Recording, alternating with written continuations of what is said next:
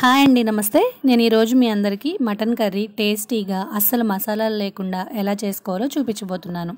దానికోసం ఇక్కడ 1/2 kg mutton తీసుకున్నాను. దాన్ని మీడియం సైజు ముక్కలుగా కట్ చేసుకొని 4-5 సార్లు శుభ్రంగా వాష్ చేసుకోవాలి. మటన్ శుభ్రంగా వాష్ చేసిన తర్వాత ఒక కుక్కర్ గిన్నెలోకి యాడ్ చేసుకోవాలి. చూడండి, నేను చూపిస్తున్న సైజులో ముక్కలు కట్ చేసుకోవాలి. మరీ చిన్నగా కట్ చేసుకోకూడదు, అలానే పెద్దగా కట్ చేసుకుంటే సరిగా ఉడకదనమాట. చూడండి, ఇలా కుక్కర్ గిన్నెలోకి యాడ్ చేసుకున్న తర్వాత దీనిలోకి 1 స్పూన్ పసుపు, అలాగే 1 స్పూన్ కల్లుప్పు యాడ్ చేసుకోవాలి.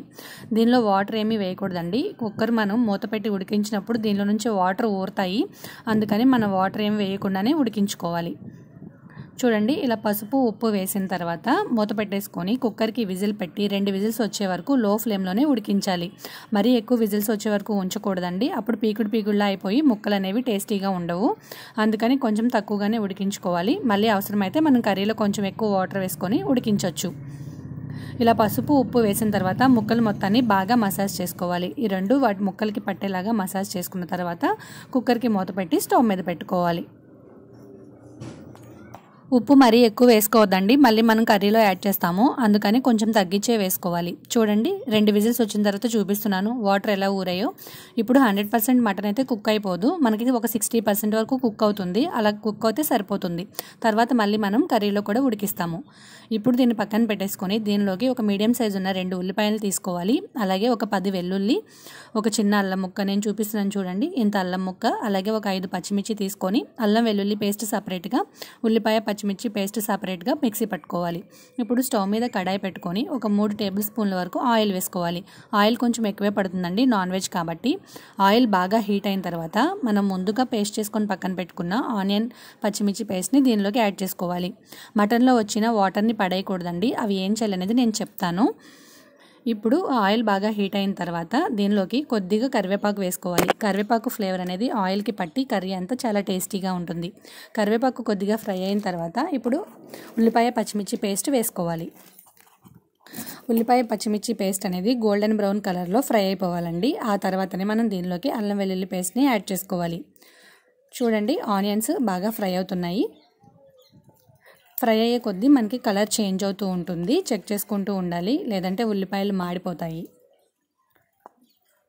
చూడండి, ఉల్లిపాయలు అనేవి ఇలా ఫ్రై అయిపోవాలి. ఇప్పుడు దీనిలోకి మనం ముందుగా నూరుకొని పక్కన పెట్టుకున్న అల్లం వెల్లుల్లి పేస్ట్ మొత్తాన్ని వేసుకోవాలి. మటన్ కాబట్టి కొద్దిగా అల్లం వెల్లుల్లి పేస్ట్ ఎక్కువే పడుతుందండి.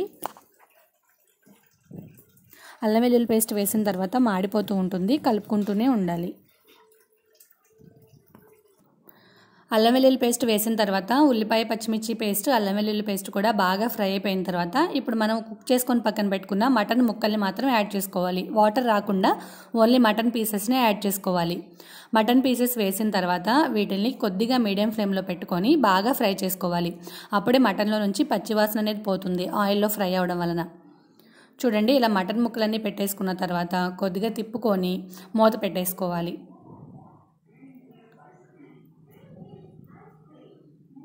మనం ఆల్రెడీ కుక్ చేసాం కాబట్టి ఎక్కువ టైం ఏం పట్టదండి ఈ కర్రీ అవ్వడానికి. చూడండి, ఆయిల్ అనేది సపరేట్ అవుతూ ఉంటుంది కదా. ఇలా మటన్ ముక్కలన్నిటిని బాగా ఎర్రగా ఫ్రై చేసుకోవాలి. చూసారు కదా, వీడియోలో చూపిస్తున్నట్టు మటన్ ముక్కలు అనేవి బాగా ఫ్రై అయ్యాయి. ఇప్పుడు దీనిలోకి 1 స్పూన్ పసుపు యాడ్ చేసుకోవాలి. అలాగే ఒక 4-5 స్పూన్ల వరకు కారాన్ని వేసుకోవాలి. నాన్ వెజ్ కాబట్టి కారం కొంచెం ఎక్కువ వేసుకోవాలండి, కారం ఉంటేనే టేస్టీగా ఉంటుంది. మనం పచ్చిమిర్చి వేసాం కాబట్టి దాన్ని చెక్ చేసుకొని మీరు కారం అనేది యాడ్ చేసుకోండి. మళ్ళీ 1 స్పూను కల్లుప్పుని యాడ్ చేసుకోవాలి. మనం ముందు వేసిన ఉప్పు ఇది సరిపోయేలాగా వేసుకోవాలి, మరీ ఎక్కువ వేసుకోవద్దు. ఒకవేళ సరిపోకపోతే లాస్ట్లో మళ్ళీ యాడ్ చేసుకోవచ్చు. ఇలా ఉప్పు కారం పసుపు అన్నీ వేసిన తర్వాత ఒకసారి బాగా కలుపుకొని మూత పెట్టేసుకోండి. ఇవి పచ్చివాసన పోవాలన్నమాట, కారము పసుపు వేసాం కాబట్టి.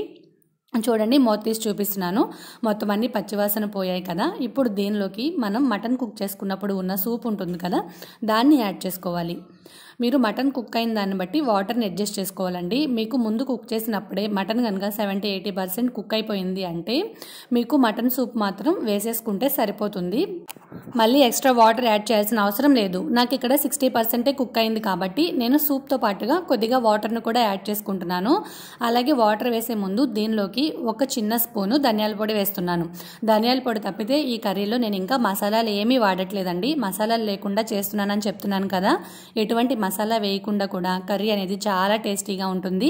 ఒకసారి తప్పకుండా చేసి చూడండి. ఇప్పుడు ఈ మటన్ సూప్ దీనిలోకి వేసేసుకొని స్టవ్ని మీడియం ఫ్లేమ్లో పెట్టుకున్నాను. అలాగే నేను ఇంకో అర గ్లాస్ వరకు వాటర్ను కూడా యాడ్ చేసుకున్నాను. ఇప్పుడు మంటని మీడియం ఫ్లేమ్లో పెట్టుకొని మూత పెట్టేసి ఈ నీళ్లు మొత్తం ఎగిరిపోయే వరకు ఉడికించుకోవాలి. చూడండి, తర్వాత మూత తీసి చూపిస్తున్నాను. వాటర్ అన్ని ఎలా ఎగిరిపోయి కలర్ చేంజ్ అవుతూ ఉంటుంది, అలాగే ఆయిల్ సపరేట్ అవుతూ ఉంటుంది. ఈ స్టేజ్లో ఒక గుప్పెడి కొత్తిమీరని వేసుకొని సర్వ్ చేసుకోవడమే.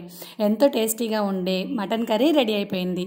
అస్సలు మసాలా అనేది లేకుండా హెల్దీగా మటన్ కర్రీ ప్రిపేర్ చేశాం కదా. మరి ఈ వీడియో కనుక మీకు నచ్చినట్టయితే లైక్ చేసి షేర్ చేసి ఛానల్ సబ్స్క్రైబ్ చేయండి.